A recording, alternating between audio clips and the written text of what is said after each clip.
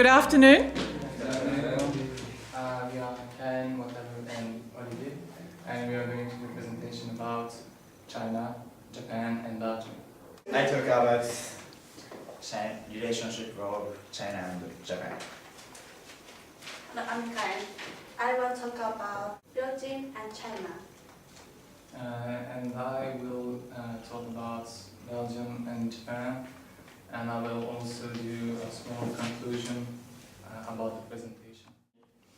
I'm going to talk about Belgium and Japan. Belgium and Japan relations. Something really special between Belgium and Japan is that they are one of the last countries that have a royal family. So they are the last ones to have something else than a government. So by having this kind of relationship, they have really strong relationship, a lot of economic missions that go from Belgium to Japan and from Japan to Belgium. For example, they trade, the imperial family has brought Belgian chocolates to Japan. It does not give much power to the economy of Japan, but it's a good quality product. My news item about Belgium and Japan was about the fact that Belgium did an exposition about Japan's culture. Usually, when in Europe you talk about Japan, people think about two things. They think about manga and anime. Basically, for Europe in general, Japan is only Akihabara, so the district of Tokyo with all the otaku. But this exposition in Belgium was about showing Japan's culture.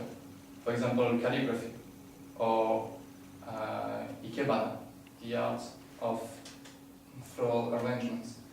And they tried to promote, to show that Japan was really an interesting country and that doing tourism there, studying there, was really interesting. I've finished my news item, so I'm going to let Wataru. Thank you. Okay. I talk about China and Japan relationship. This is program. Heavy program. China and Japan are top 5 of world's largest economies. And China was biggest destination for Japanese export in 2009. There is a territorial dispute between China and Japan. The problem is located on the Senkaku Island. However, this is not just a political problem anymore. The anti-Japan protests in China have become violent and some people damaged Japanese goods to show that they don't agree with Japan's politics. Japanese cars like Toyota were smashed and Japanese stores were attacked. Sales of Japanese automobiles in China dropped in September as a result of protests.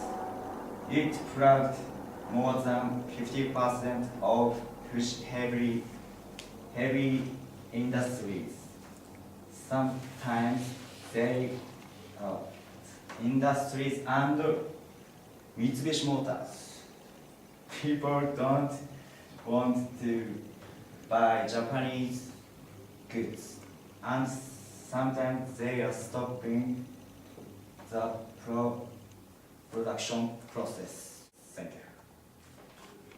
Next is Karen. Hello, I'm Karen. I will talk about the education exchanges about Belgium and China.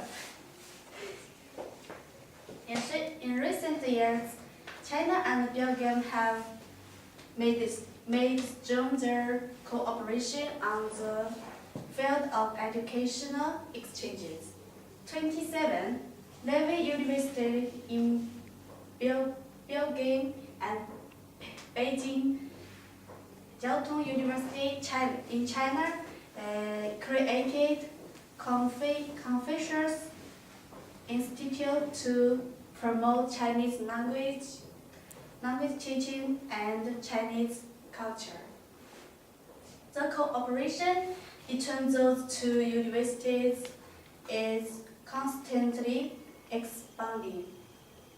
The education agreements enable Belgian students to have the opportunity to go study in China. It is also possible for Chinese students to discover Europe through a program in a Belgium university. By doing these education exchanges, students can learn the country's language, have a look at a different culture, and at the same time promote the country she or he is from. This is a picture of Ambassador Liu Liqiang and Speaker Peters and Chinese University representative to communicate. That's all, thank you. Next is Oliver for conclusion. All three presentations are kind of really different. So we talked about education and the fact that doing some investment in education, in educating people, can actually bring more assets to the economy, make somebody work. If you give somebody the right knowledge, if you give somebody the right know-how, they will be able to work in the economy. So it's a good investment for country and for all countries. We talked about tourism. Can I just ask, Olivier, how can you say asset in Japanese? What's asset in Japanese? Thank you. We talked about tourism and the fact that Japan was doing promoted tourism in Belgium for people to come in Japan because they want Europeans to come to Japan. For example, if you take Belgium, Belgium is a really small country. If this is a map of Europe, Europe is smaller than China. It's really smaller than China, and Belgium is only a small part of Europe. It's about 10 million people. It's less than Tokyo, the capital of Japan. We talked about conflict between China and Japan and the impact it has on the economy.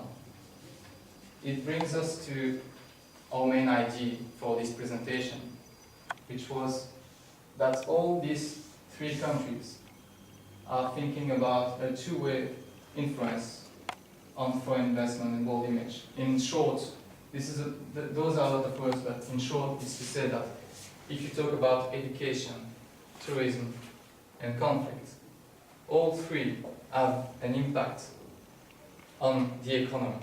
And they also have an impact on the image that you want to produce to the world. And then, if you are successful through education, if you can stop the conflict, and if you can bring tourists, you want to attract people to your country. You want to attract people to your country. And when you attract those people in your country, they actually make the economy, your country's economy work. That is why those three are related in some way.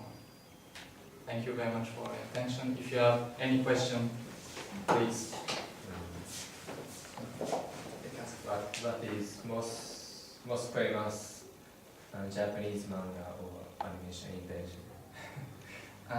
In Belgium and in Europe in general, Naruto is really popular. Shonen in general so for boys in general are really popular. One Piece is also really big. And sometimes people think that all Japanese really only like manga, only like that. That's when I came here, it was not the case. So.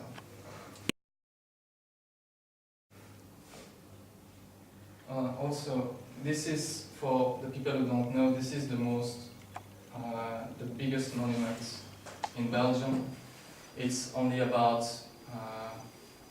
You know the word atom in chemistry. So this is a sculpture of an atom. It's really big, and this is the most famous piece of famous in Belgium, and it's in Brussels, so the capital. I have a question too for Olivier. How do you pronounce your country's name? Belgium.